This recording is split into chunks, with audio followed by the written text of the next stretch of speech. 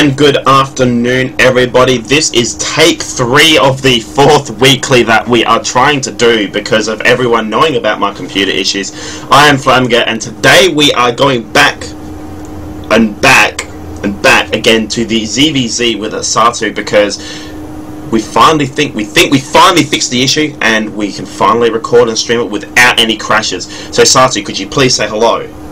Hi, I'm Satu SPR. I'm for the 3rd time. I'm a Grandmasters level player from SPR. I finished last season at rank 52, so I'm pretty high up there. But yeah, so last week we actually managed to get game 1 analyzed, but we just skimmed over the other games. So we'll go over the game 2 and game 3 again, so you guys can see. So what we're going to do is game 1. Actually, all my recordings were corrupted, by the way. Oh really? Yes. Because so we have to do game 1 again. No, we'll just do game 4, game 2, and game 3 because game 4 sounds pretty awesome. Game 1 was pretty good, but by the sounds of it, I think this is going to be a bit more relevant, especially on this sort of map. Where game 1 was basically me. I just wanted to show everyone like a variety of builds that I was stopping, but I think showing this game is actually a better idea instead, because this actually shows a really standard way of playing it out, and it shows all of the ideas just really smoothly played out in a game. And at the same time, this game, if you guys don't know yet, is against Zenix Life, the Code A pro gamer, who I played on the North American server, and of course at the time I was crapping myself because I mean, who wouldn't? Like, this is the first time I was playing a gamer. It's a pro gamer, yeah. And initially going into this game, I was saying to myself, well, I don't want to cheese him because, like, if I cheese and just lose, that's a pretty lame game, so I'll just play it out and see if I can learn something. So, but knowing it was a Code A pro gamer, I do take a few risks and I do play pretty greedy. So, just consider that while watching this game. Okay, and just for anyone that's wondering, why is this so dark? I was just doing a test run to see how dark my screens will be when I do my Amnesia playthrough, which will be right after this and then again after the GPD. So if you want to watch me squeal like a little... Actually, I don't know whether I'll squeal like a little girl, but I will fidget, I will squirm, and I will swear profusely. I normally swear profusely. So if you like having verbal abuse thrown out on streams and someone to laugh at, yeah, do stay tuned in afterwards. Otherwise, we will get started into the game. So on 3, 2, 1, and play. So Zergtastic is your North American account, is it not? Yeah, that's correct. I'm Satu SPR on both SCA and Korea, and funnily enough, I have the exact same character code for both, which is 108. But yeah, I'm Zergtastic on North America and just haven't used any name changes there. Okay, I'm not going into casting mode. I'm like, let's click on the unit, let's follow it. No, we're not casting, we're actually just discussing what we're doing. So, pretty much. I actually want to do this from your view, because I think that's actually the most relevant thing, is rather than doing it from, doing it the whole thing. Yeah, rather than doing it from everyone's view and seeing what's going on exactly, is seeing how you're deducing what the opponent is going, because I know that's a big thing in ZVZ, is, look, I'm about to burp. And, sorry, Dark Noob, I actually have to go to busy. Hang on. Sorry, man, in the middle of my weekly.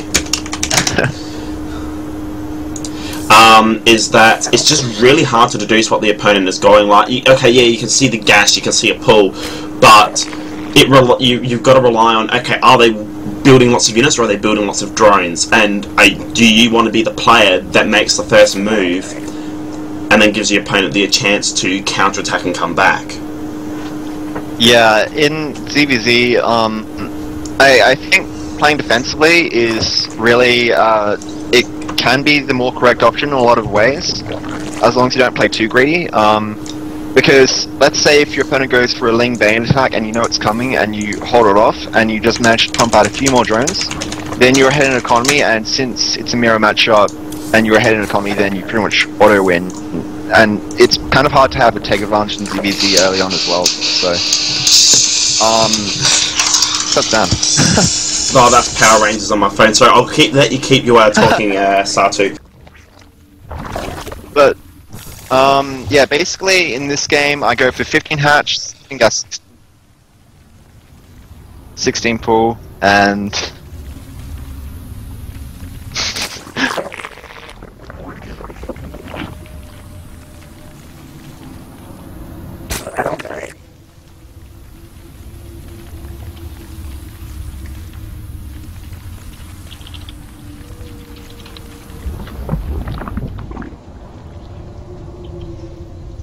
right, so I'll continue now. So basically I went 15 hatch, 16 gas, 16 pull.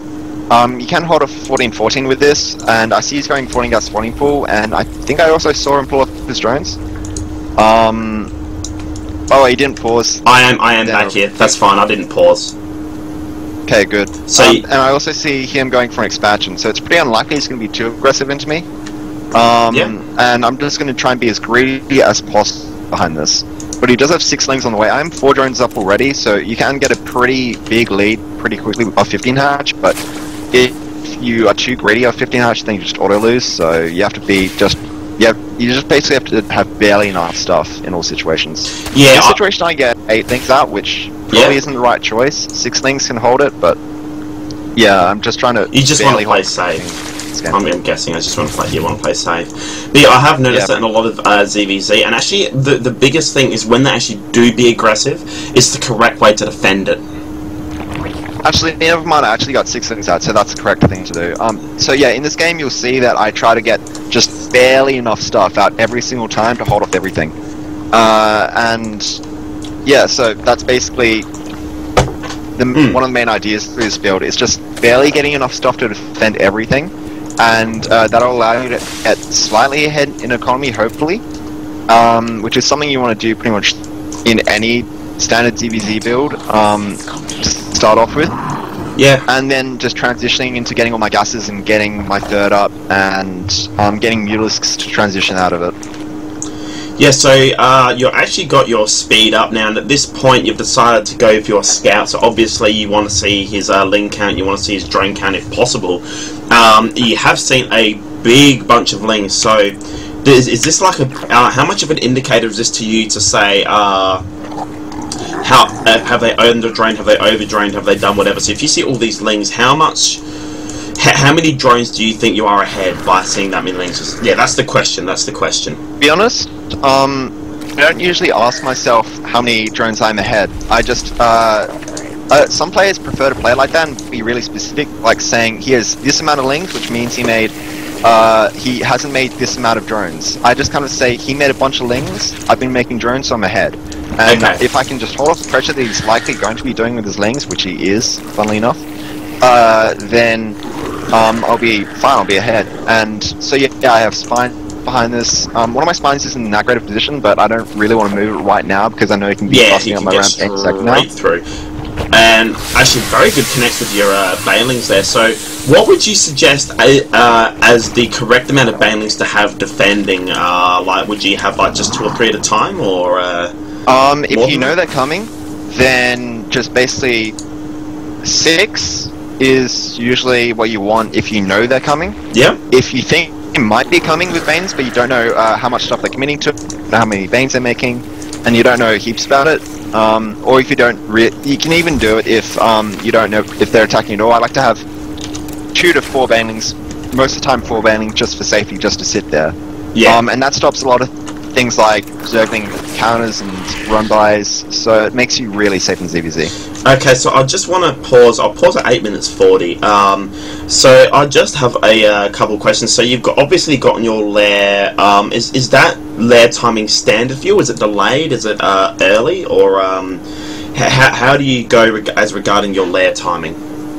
Off my lair timing, I basically always, in every single matchup, time my lair off my gases. I don't say I get my lair at 7 minutes, 8 minutes, or something like that. I basically say I get my gases, in ZVZ, I get my gases at about 40 supply. 40 supply is the ideal number for some reason. Actually, it's because that's about the time that you have a fairly good saturation on your minerals with all your drones. But this is assuming that majority of that 40 supply is in drones. You can't have like 40 supply of Zerglings and say, now I can take my gases. So yeah, that's pretty important. So I take my gases at 40 and take my lair as soon as possible off of that, and that just happens to work out, and I just get my Spire as soon as possible after that, and it just Yep. basically all times out perfectly. So you've also gotten a macro hatch up.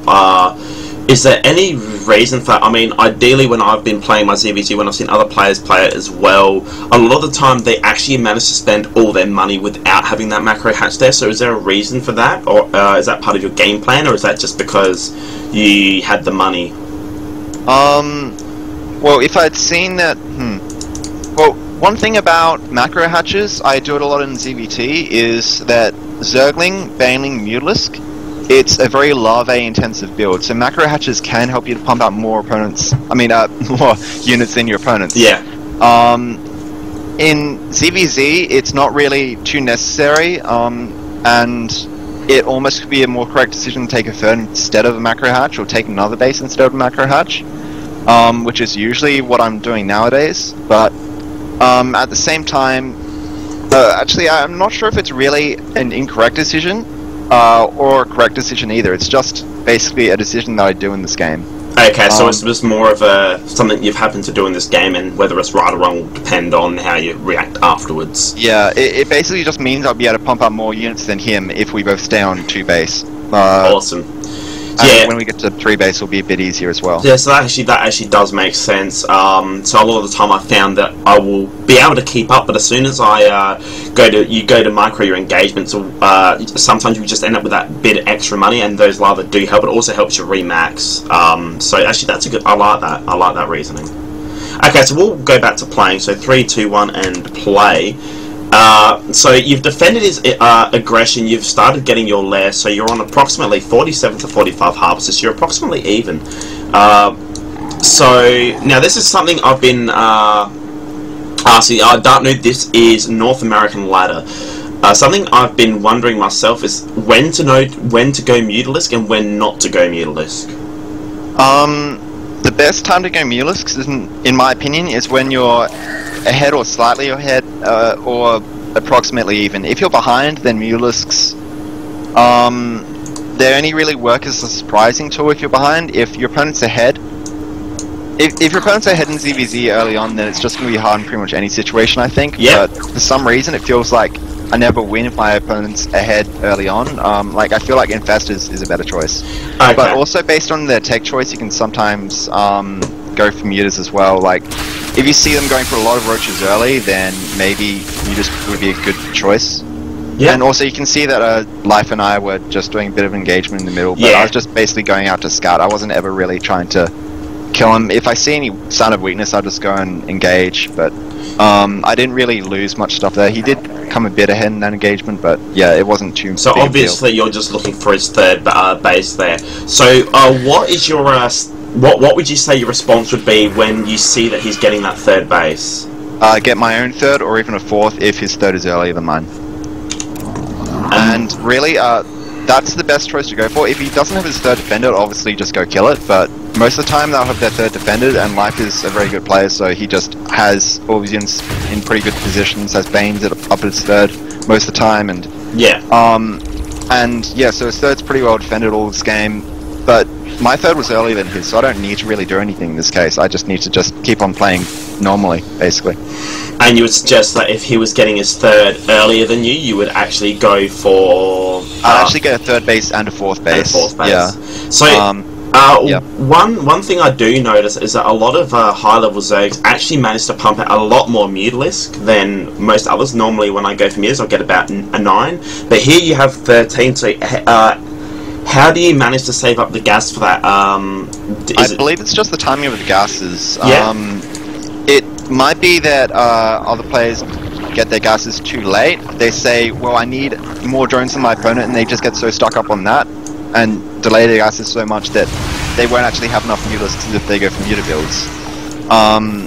And also right now we see that Life sees that my third's earlier, so he just decides he has to go kill it, or else he's going to be extremely far behind and probably lose the game, so this is probably the closest part of the game. Does he kill it though? Oh, oh, 38 health. And that is probably the coolest thing in this game. 38 health is what this game came down to. If he kills that base, and then if I can't, I mean, even if I can kill his third from here on, like if he had done 38 more points of damage to my hatchery on my third, then it would be an even game, and I wouldn't really be in that great a shape eventually, I think. Actually, no, I'd still be slightly ahead, but it would be way more even. Like, if base comes even, then it's pretty hard for me to really get ahead very easily. But yeah, I kill his third off, so it's now 3 base versus 2, and he notices it, and he sees my mute account as well, and he just leaves. Yeah, so there really wasn't anything else left for him to do, and really, this game came down to me getting a slight drone lead early on, using it to stay ahead, and just getting my third earlier as a result. And clumping up your overlords around your spire. That's a lot of asses. That ass up there. Yeah, I have no idea why I did that either. There might have been in the way of me clicking somewhere, but clumping on my overlords actually is almost the opposite of what you want to do when you have no real air defense in your base. Because then the mules just fly and kill all your overlords in like 3 shots or something. They're hiding the spire. They're hiding the spire tech. Yeah, pretty much. That'd be possible if I position all my overlords correctly. You actually can. So actually, you can if you spew creep and you have your overlords over the building, then you hit hold position. You can actually hide it from vision, and they can't click on it. Oh, even better, you can actually hide where your spire is. Sen used to do this in ZV2 all the time. He'd send like an overlord off to a random spot when he gets, and so when he gets lair, he like drops creep on that overlord and places the spire over there instead of like in a predictable spot where marines are probably going to drop. But yeah, that's just going off on a tangent. Sounds pretty awesome. Okay, so we're just going to take a break quickly, and we will back with part 2.